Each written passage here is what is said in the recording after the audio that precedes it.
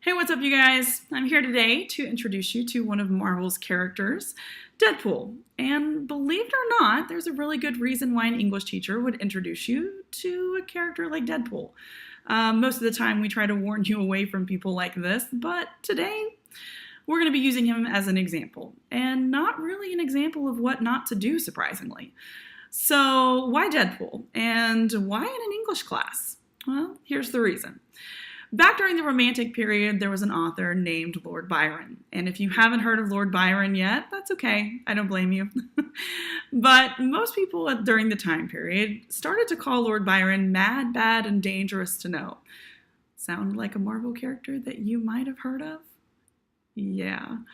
Well, because of Lord Byron's reputation, people started to look through some of his writings, and they named his characters after him, especially some of the more illicit characters. And we've started to call some of the characters, you guessed it, Byronic heroes. And today we're going to talk about Deadpool as being a Byronic hero. So, what are some of the characteristics of a Byronic hero, and how does Deadpool fit in, and where does that fit in our English curriculum?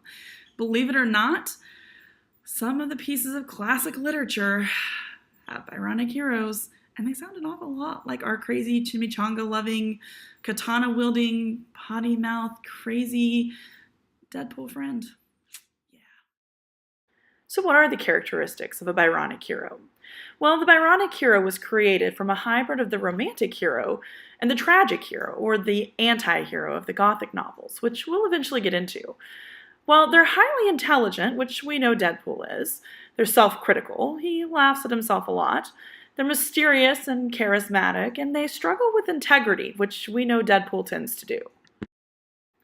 They're also seductive or sexually attractive, even though they happen to sometimes be the bad guy. For instance, this is the promo shot for Deadpool's movie, which came out on Valentine's Day. Not really the kind of movie you want to take your girlfriend to. They're socially dominant, so a lot of times they are upper class or have money. They have bipolar tendencies, or they're extremely moody. And while Deadpool doesn't necessarily have bipolar tendencies, he is extremely moody and definitely has mental health issues.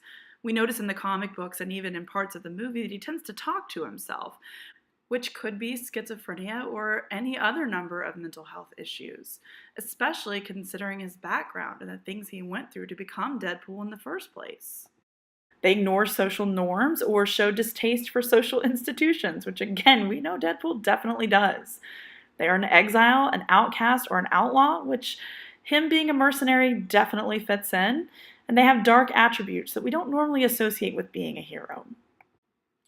We also find out that they disrespect rank and privilege. Deadpool himself does not work well with others, and you can see that both in the movie and in the comics. While he eventually gets there, he's kind of a pain to begin working with. They usually have some kind of troubled past.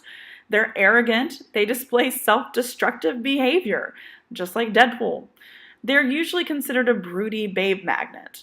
They're haunted by some kind of secret sin or crime. Sometimes we find out that this is a forbidden love that they're not allowed to carry through.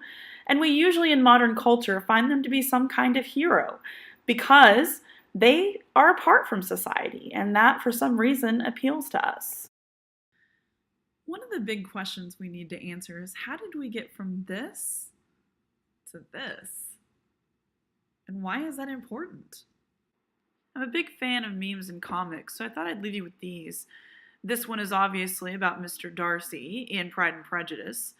And the next one happens to be about another Byronic hero, only from his point of view.